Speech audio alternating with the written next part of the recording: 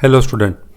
So let us start our discussion. In previous tutorial, we have discussed what is programmed I/O, and then we have discussed interrupt initiated I/O, and in interrupt initiated I/O we have discussed the vectored I/O, vectored interrupt, then non-vectored interrupt, and then we have discussed that I/O routine. So how it will be implemented by operating system, or how it will be used by operating system. So that we have discussed. Here we will discuss what is priority interrupt. So when priority interrupts will comes into the picture. So whenever we are having multiple device.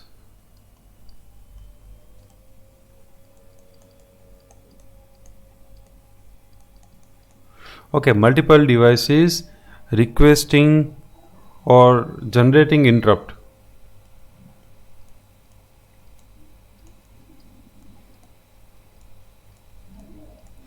Generate or request interrupt. At that time, priority interrupt will come into the picture.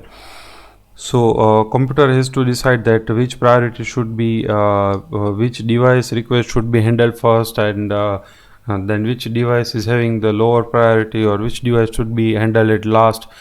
So whenever multiple device will try to generate the request at the same time, okay, and then it will result into the you can say priority interrupt. Why? Because at that time we have to consider the priority of individual device.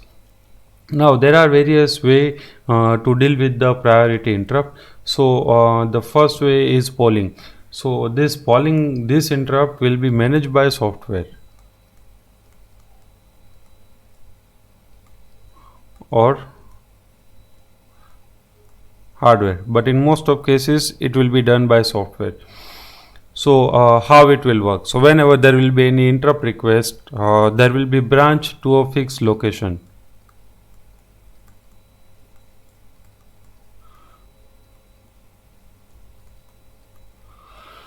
Okay, and then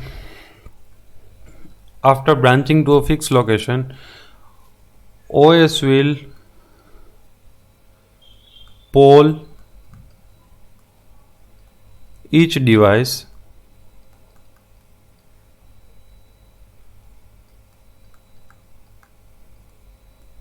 in descending order of priority.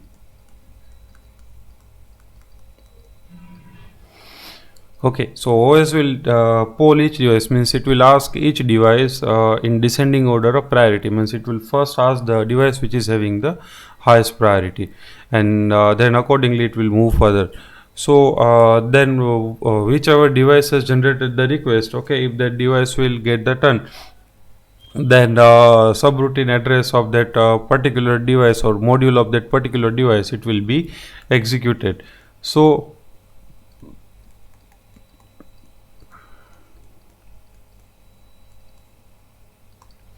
here in polling, what will be the downside? Okay, every time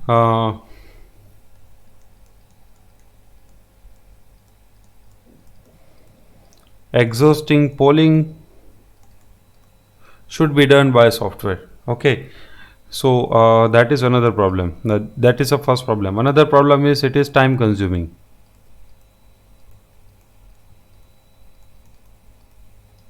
Why? Because operating system has to ask each device that interrupt request is generated by particular device or not. Okay, so this is time consuming. So because of this, in most of the cases, whenever there are multiple interrupt requests, okay, computer will go with the daisy chain priority, or we will discuss in next tutorial, that is parallel priority interrupt. So let us focus on daisy chaining priority. Okay, so how it will work? Here devices will be arranged into the descending order of priority. Okay, so this will be the descending order of priority. Descending order of Okay, so how it will work? Let's say any device wants to generate a request.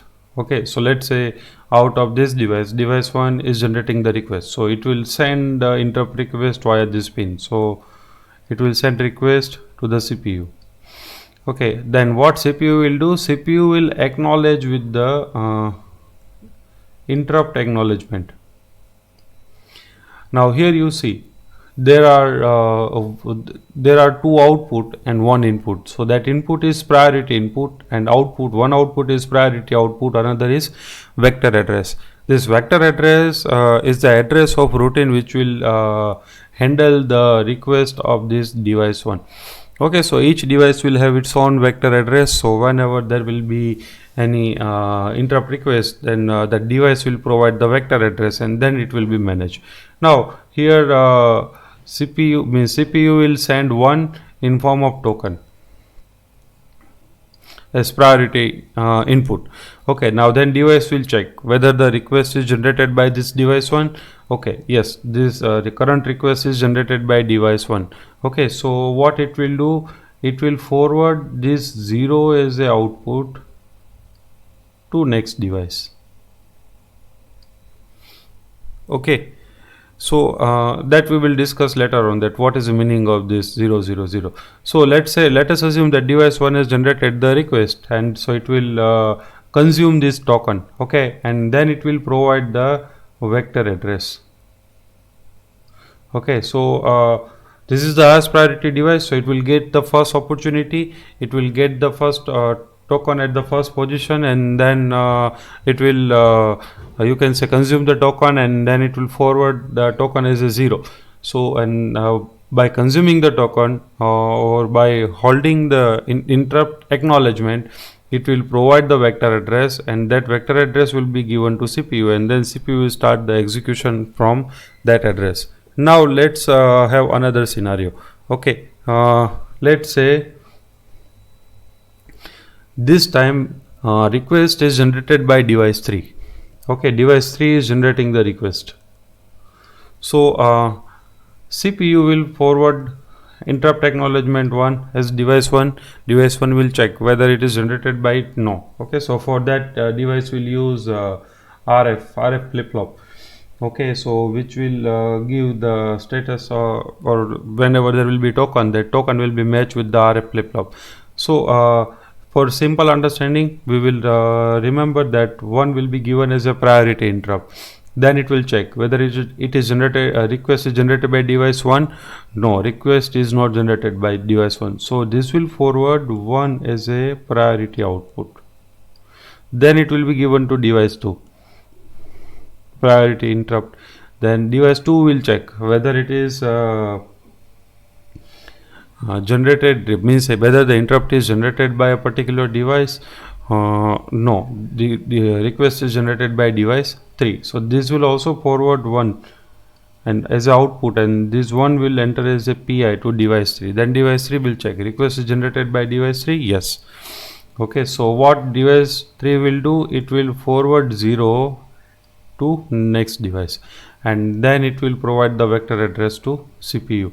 Okay, so this is how it will work. Let's say if any device is receiving 0 as an input, okay, then it cannot generate or it cannot provide the vector address. Why? Because the device can generate the vector address in case of only and only interrupt is generated by that device. Okay, so in simple terminology, if we just try to understand, then we can say that each device will use one flag, that is RF flag. Okay, so whenever there will be, let's say this request is generated by device 2. Okay, so value of RF flag will be 1. So whenever this token will come here, for rest of all the devices it is 0. So whenever there will be a token from the CPU, okay, it will be received by device 1, then PI will be matched with the RF. Okay, if it is not matching, then it will be forwarded via PO. Next device, PI will be matched with the RF. Yes, it is matching with the RF, so device 2 will put the vector address as output, and value of PO will become 0. Okay, so this is the mechanism that how CPU handle the priority interrupt using daisy chaining priority. Here there can be a problem of starvation. So let's say if lowest priority device is generating interrupt request, and token is received by some higher priority device, and at the same time a higher priority device has also generated the request, then the token will be consumed by that higher priority device. So it may be possible that lowest priority device may get turn after let's say indefinite time, or let's say it has to wait for more amount of time although it has generated the request very early. So starvation can be a problem in case of daisy chaining priority. So in this tutorial we will keep up to this. More we will discuss in next tutorial, that is you can say parallel priority interrupt. Thank you.